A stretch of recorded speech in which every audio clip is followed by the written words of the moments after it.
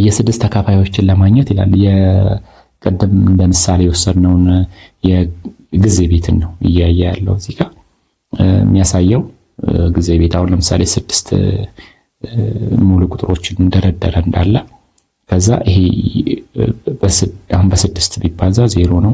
ይሄ በስድስት ራሱ ስድስት በሁለት ሲባዛ አሁን 6 በ1 6 በ0 አሁን ይሄ 0 ሲባዛ በስድስት 1 ሲባዛ በስድስት 2 ሲባዛ በስድስት 3 ሲባዛ በስድስት 4 ሲባዛ በስድስት እያለ እያንዳንዱ ነው የሚቀጥለው ማለት ነው። ስለዚህ እነኚህ ቁጥሮች አሁን ሁሉም የምናያቸው ቁጥሮች ምንድናቸው? የስድስት ተካፋይ ናቸው። ይሄ ማለት ያለምንም ጥርጣሬ 108 ለ6 ይካፈላል። ያለምንም ጥርጣሬ 36 ለ6 ይካፈላል። 18ም ለ6 ይካፈላል። ለምን? ጊዜ ቤቱ ስለሆነ ማለት ነው። ጊዜ ቤት ላይ ስላለ ያለ ጥርጣሬ ይካፈላል ማለት ነው። ስለዚህ አያችሁ አይደለ? እዚህ ጋር ትጋ በስንል ብዜት ነው የምታሳየው። ብዜት ከሆኑት ውስጥ የጋራ ለማለት ነው። አያችሁ? ብዜት ከሆኑት ውስጥ የጋራ ማለት ነው። ከጋራ ውስጥ ደግሞ ትንሹ ማለት ነው። ሌላ ለምሳሌ የሰባት ወይም የስምንት ጊዜ ቤት ቢኖርና የስድስትና የስምንትን ትጋብ ፈልጉ ብትባሉ ልክ እንደዚሁ ነው የምትደረድሩት። ደርድራችሁ ሁለቱም ጋር ያለውን እንደዚህ ከደረደራችሁ በኋላ የጋራ ደግሞ ሁለቱም ጋር ያለውን ታወጣላችሁ። የጋራ ካወጣችሁ በኋላ ደግሞ ከዛ ውስጥ ትንሹን ታወጣላችሁ። ለምንድን ነው ትንሹ የተባለው? ትልቁ ስለማይደረስበት አይደለ? ቁጥሩ ይቀጥላል አይደል? አሁን አያችሁ፣ አሁን በ18 አባዛው ይሄ መጣ።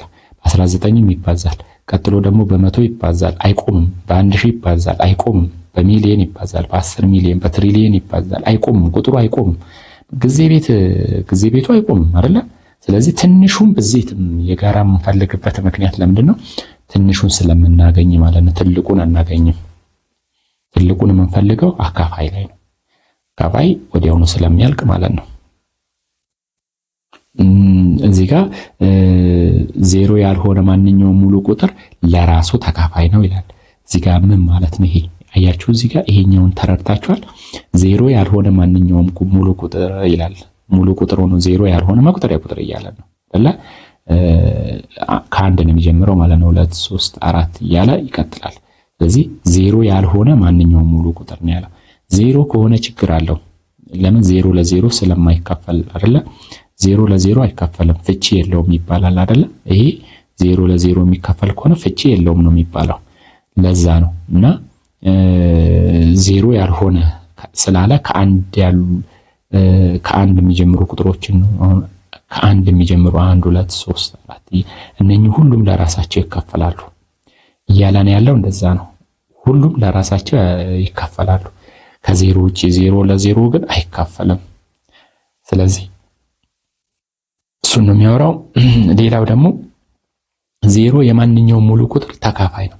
ዜሮ ምንም ችግር የለበትም። ዜሮ ለማንኛውም ቁጥር ይካፈላል ከዜሮ ውጪ። ዜሮ የማንኛውም ሙሉ ቁጥር ተካፋይ ነው። ሙሉ ቁጥር ነው ያለው ግን የዜሮ ተካፋይ አይደለም። እዚህ ጋር ሙሉ ቁጥር ከሚል መቁጠሪያ ቁጥር ቢል ኖሮ ዜሮን ቀርፎ ያወጣት ነበረ። ሙሉ ቁጥር ካለ ዜሮንም ይይዛል። አያችሁ፣ ዜሮንም ይይዛል። ግን መቁጠሪያ ቁጥር ቢል ኖሮ ደግሞ አንድ ይሆናል።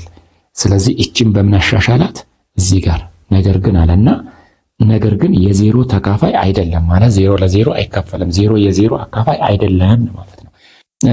ማንኛውም ሙሉ ቁጥር አንድና ከአንድ በላይ አካፋዮች አሉት ይላል። አዎ ይታወቃል። አንድና ከአንድ በላይ ሙሉ ቁጥር ነው ያለው። እዚህ ላይ አካፋዮች አሉት ከአንድና ከአንድ በላይ። አሁንም እኮ ዜሮ እኮ የለውም። ማንኛውም ሙሉ ቁጥር ነው ያለው። አሁንም ሙሉ ቁጥር ነው እያለ ያለው። ለምሳሌ የዜሮ አካፋይ እኮ የለውም እኮ። ዜሮ ለራሱ ማይካፈል እንኳን ሌላ አካፋይ ሊኖረው። አሁን ለምሳሌ አንድ ቢሆን አንድ ነው የሚኖረው። ሁለት ቢሆን አንድና ሁለት ነው። ሶስት ቢሆን አንድና ሶስት ናቸው። የስንት አካፋይ? የሶስት አካፋይ። አሁን እዚህ ጋር እያለ ያለው ማንኛውም ሙሉ ቁጥር አንድና ከአንድ በላይ ሙሉ ቁጥር ሳይሆን መቁጠሪያ ቁጥር ነበር፣ ወይም ደግሞ ዜሮ ያልሆነ ሙሉ ቁጥር ማለት ነበረበት። እዚህ ጋር ስህተት ሳይኖር አይቀርም። እስቲ እናንተም እዩት እስቲ። ሙሉ ቁጥር ማንኛውም ሙሉ ቁጥር አንድ እና ከአንድ በላይ አሁን ለምሳሌ የ21 አካፋዮች ይልና ይዘረዝራል። የዜሮን ዘርዝራ እዚህ ጋር ዜሮ ለምን ሙሉ ቁጥር ብለሃላ። ሙሉ ቁጥር ከተባለ ዜሮ ሙሉ ቁጥር ነው። አንድና ከአንድ በላይ ያለ ራሱ በራሱ አይሆንም። አንድ ከተባለ አንድ፣ ሁለት ከተባለ አንድና ሁለት።